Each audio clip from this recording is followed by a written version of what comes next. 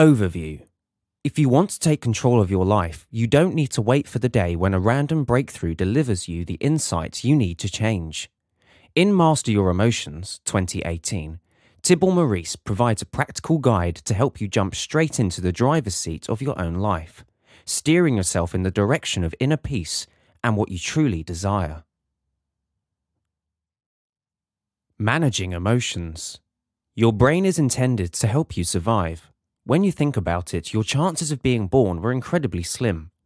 All the generations before you had to live long enough to reproduce in order for this miracle to occur. Therefore, your brain's fundamental goal is to keep you alive, not to make you happy. Thus, rather than wanting to be happy because it is your natural condition, you must take control of your emotions if you want to be happy. Your emotions are influenced by more than just your survival mechanism. Your ego has a significant impact on how you feel.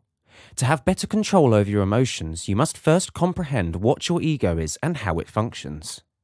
Your ability to comprehend how your ego functions is determined by your level of self-awareness. People at the lowest levels of awareness are unaware of the existence of the ego and are enslaved by it. Highly self-aware people, on the other hand, can see right through their ego. Still, emotions can be difficult to manage. You'll be able to regulate emotions more successfully if you grasp the process underlying them. To begin controlling your emotions, you must learn to let them pass without becoming overly identified with them.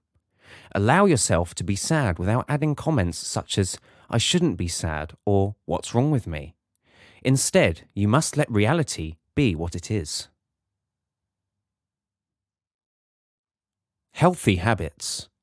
Sleep deprivation can have a variety of negative consequences on mood, as well as a detrimental impact on our ability to appreciate pleasant events. It has an impact on mortality and the economy as well. Make sure your bedroom is completely dark. According to several studies, the darker the bedroom, the better we sleep. Electronic gadgets should be avoided. This includes smartphones, tablets, TVs, and other similar devices. Allow your thoughts to unwind and create a nighttime routine. Drinking too much water within 2 hours of going to bed is not a good idea. You may change the way you feel by adjusting your body language and posture, as your emotions follow your body. In fact, when you're confident or pleased, your body expands. Have you ever observed how when males view a beautiful lady, their backs straighten, their chests expand, and their stomachs tighten? Exercise has both immediate and long-term advantages for your mood. According to Michael Otto, a professor of psychology, moderate exercise generally has a mood-enhancing impact within 5 minutes. Your thoughts also have an impact on who you are and the world you live in. Therefore, you should focus your thoughts on what you want rather than what you don't want. The secret to success is to focus our conscious attention on things we desire. Your words have a greater influence on your thoughts and actions than you may realize. Because your ideas, words, and actions are all linked, they have an impact on one another.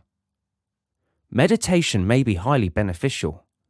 When you meditate, you become aware of the never-ending stream of thoughts that enter your mind and learn to separate yourself from thoughts through effort, diminishing their strength and influence. Furthermore, you may teach your mind to experience more good emotions by employing visualization to evoke pleasant sensations like appreciation, enthusiasm, or joy.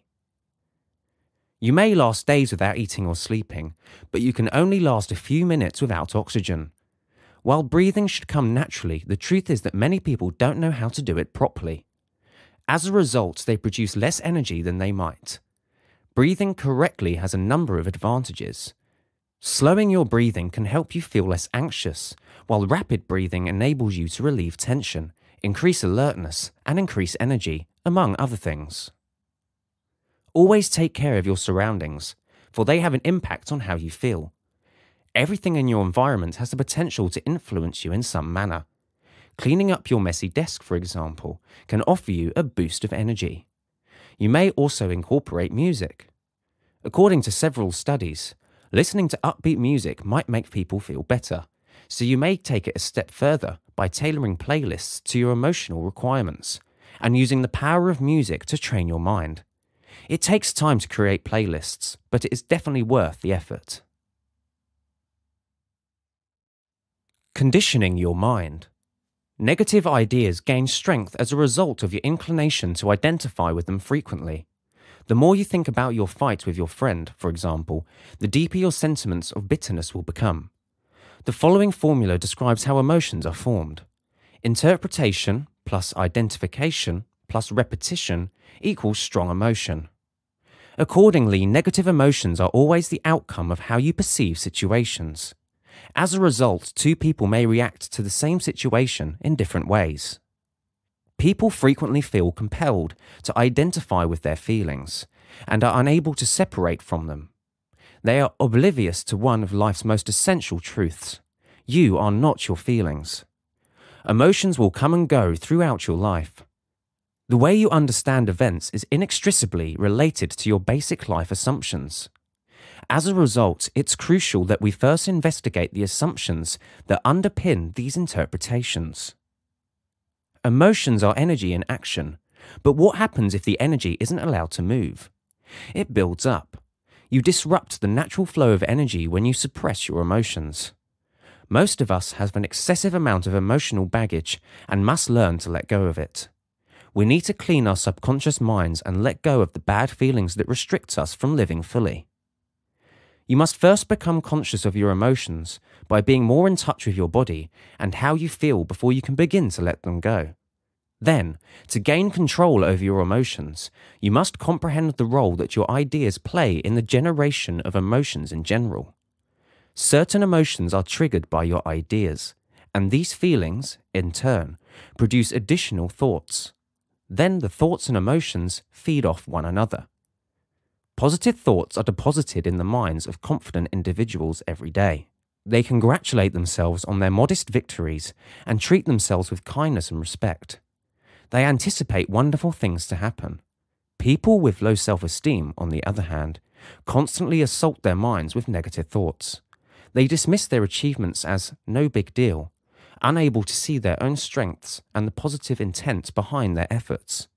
You'll fall prey to your own disempowering tale unless you know how to cope with unpleasant emotions when they arise. The first stage in conditioning your mind is to determine which emotion or emotions you want to feel more of. The next stage is to set up a specific program that will allow you to feel that way. The final stage is to feel that emotion on a daily basis. Your sentiments will shift in lockstep with your conduct. It can happen quickly, such as when you undertake a job to distract yourself from minor rage. Or it may take weeks or even months if you're dealing with severe emotions like sorrow or despair. To minimize unpleasant feelings, sometimes all you have to do is avoid the conditions that cause them in the first place. Perhaps seeing your friend's apparent happiness on Facebook makes you feel inadequate. In certain cases, you can spend less time on activities that cause such feelings. Negative emotions, positive purpose. Emotions help you grow as a person by reminding you of something you already know. You need to improve your life. Your emotions will get louder the more you disregard them. For example, experiencing a stress-related feeling is a sign that you should make adjustments in your life. It may entail escaping a stressful situation, fixing the issue, or altering your perception of it. One thing is certain, something needs to be done. How effectively you can regulate your emotional state is mainly determined by your capacity to identify when you're over the limit. You can't modify an emotion if you aren't aware of it. When you're focused on obtaining anything, whether it's praise, attention, money, or power, you're acting out of fear. When you behave out of love, on the other hand, your main emphasis is on giving. Record your feelings for a whole week in order to shed light on the emotions you're experiencing in your daily life. What unpleasant feelings did you have? What triggered these feelings? What are the unmistakable facts? What exactly happened in the real world? What were your thoughts on the facts? To feel that way, what would you have to believe? How did you return to your neutral state? What could you have done to avoid or reduce these negative emotions? When you have a skewed self-perception, It's easy to feel inadequate and fixate on your flaws while ignoring your accomplishments. Despite what people think, stress does not exist outside of yourself. Thus, no circumstance can be considered unpleasant in and of itself. Emotions are the outcome of how you perceive experiences. You've added your own interpretation to what's going on just by experiencing tension or any other emotion. Otherwise, you'd be living a stress-free existence.